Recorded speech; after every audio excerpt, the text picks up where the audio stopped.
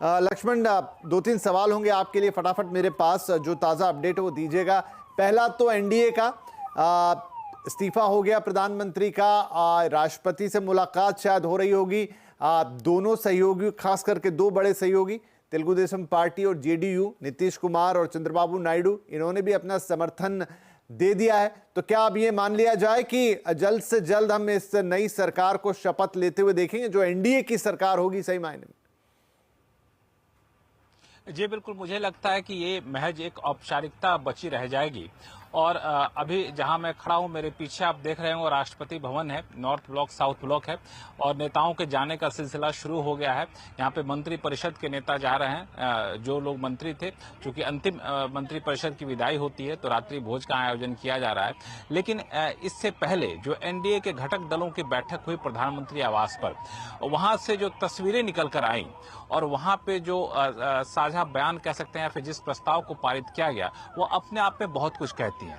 आप तस्वीरों को गौर से देखिए तो आपको दिखेगा कि प्रधानमंत्री के एक तरफ नड्डा बैठे हैं, उनके बगल में राजनाथ सिंह और फिर अमित शाह बैठे हैं, लेकिन उसी टेबल पे ठीक सामने ही दूसरी तरफ यहाँ पे जेडीयू के चंद्रबाबू नायडू बैठे हैं और फिर उसके बाद वहां पे नीतीश कुमार बैठे हैं, जो इस बात को दर्शाता है कि नई सरकार में एनडीए के घटक दलों को कितनी तरजीह दी जाएगी। और इन तीनों के बीच प्रधानमंत्री, चंद्रबाबू नायडू और नीतीश कुमार के बीच की जो बातचीत है, उनका बॉडी लैंग्वेज है, वो देखिए, वो अपने आप में एक सकारात्मक संकेत देता हुआ नजर आ रहा है और काफी सहज है आपस में, इस बात की ओर साफ तौर से इशारा करता है। यानी जो तमाम अटकलें चल रही थी कि ये दोनों घटक दल कितना समर्थन देंगे, उन अटकलों पर विराम लगता हुआ यह तस्वीर है। लेकिन इसके बाद जो साझा बयान आया वो भी अपने आप में काफी महत्वपूर्ण है, जिसमें कहा गया कि प्रधानमंत्री मोदी की अगुवाई में पिछले कह सकते हैं कार्यकाल में 10 साल में गरीबी हटाने को लेकर के, देश को आगे ले जाने को लेकर के काफी काम हुआ है। और ये भी कहा गया कि प्रधानमंत्री का जो विकसित भारत का विजन है, उस विजन में एनडीए के सभी घटक दल उनके साथ हैं और प्रधानमंत्री मोदी के अगुवाई में एनडीए सरकार बनाने का वो समर्थन करते हैं।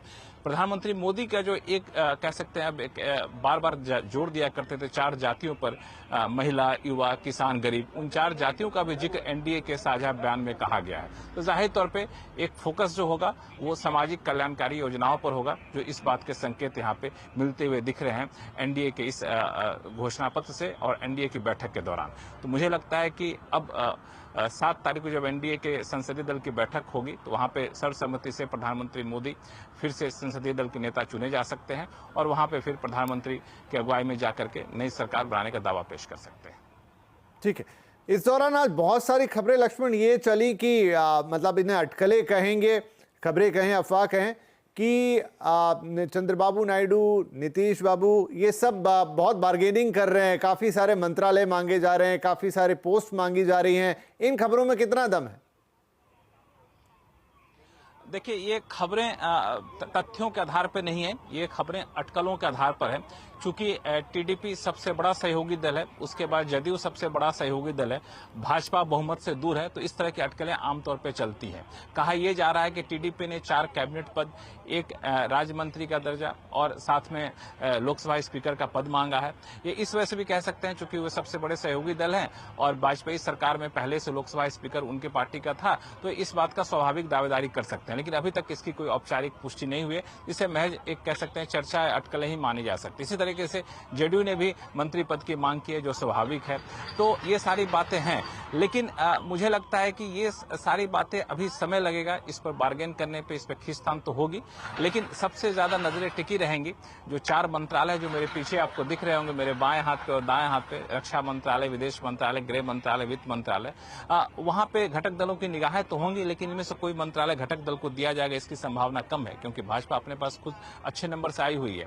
दूसरा, रेल मंत्रालय जो थोड़ा सा लोकप्रिय मंत्रालय है, वो दबाव बनेगा वो देने के लिए, तो वो एक देखने वाली बात होगी। बाकी कई सारे मंत्रालय जो जाहिर तौर पर सहयोगी दलों को दिए जाएंगे, क्योंकि अब तक कैबिनेट में सिर्फ 1 सहयोगी दल को कैबिनेट पद दिया गया था और राज्य मंत्री के तौर पर 2 सहयोगी दलों को दिया गया था, लेकिन ये संख्या अब सहयोगी दलों की बढ़ेगी। एक दूसरी थ्योरी ये चल रही है कि कैबिनेट में, केंद्र सरकार में सहयोगी दलों को बहुत ज्यादा भूमिका ना दी जाए, उनके बदले में उन्हें कहा जाए कि आप अपने राज्य में, जो आपकी सरकार खुद वहां पे बिहार में और आंध्र प्रदेश में, वहां केंद्र सरकार से इसके बदले में ज्यादा मदद ले लीजिए, हम वहां ज्यादा मदद आपकी कर देंगे आर्थिक सहयोग के तौर पे, दूसरे मोर्चे पे। लेकिन केंद्र सरकार में हमको सरकार अच्छे चलाने दे, यहाँ पे ज्यादा आप बार्गेन मत करिए। ये भी एक थ्योरी है जो लगातार सत्ता के गलियारों में दिन में घूमती रही। तो आपके पास पैनल हैं अच्छे खासे, काफी प्रबुद्ध लोग हैं, वो इस पे ज्यादा प्रकाश डालेंगे आगे चलकर।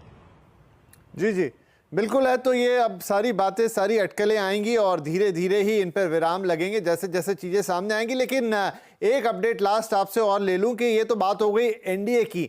इंडिया गठबंधन में क्या चल रहा है? क्योंकि कल जब प्रेस कॉन्फ्रेंस हुई थी तो राहुल गांधी भी बोले थे कल जवाब देंगे, खड़गे साहब ने भी कहा था कि मैं अभी से कैसे बता दूं, नहीं तो मोदी जी सतर्क हो जाएंगे। क्या हो रहा है वहां पे?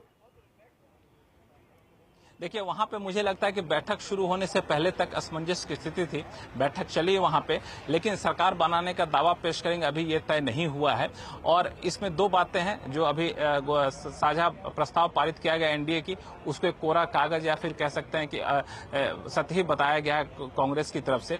लेकिन आपको याद होगा कि कल प्रधानमंत्री ने जब भाजपा कार्यालय से अपना भाषण दिया तो वहां एक तरह से विपक्ष के आरोपों या विपक्ष के दम को हाशिए पर लाने की कोशिश की। उन्होंने कहा कि अकेले भाजपा को इतनी सीटें मिली हैं जितना कुल मिलाकर इंडी गठबंधन को नहीं मिली है। तो एक तरह से इशारा था कि आप सत्ता में आने का या सरकार बनाने का सपना नहीं देखिए, ऐसा प्रधानमंत्री इशारों में कह रहे थे।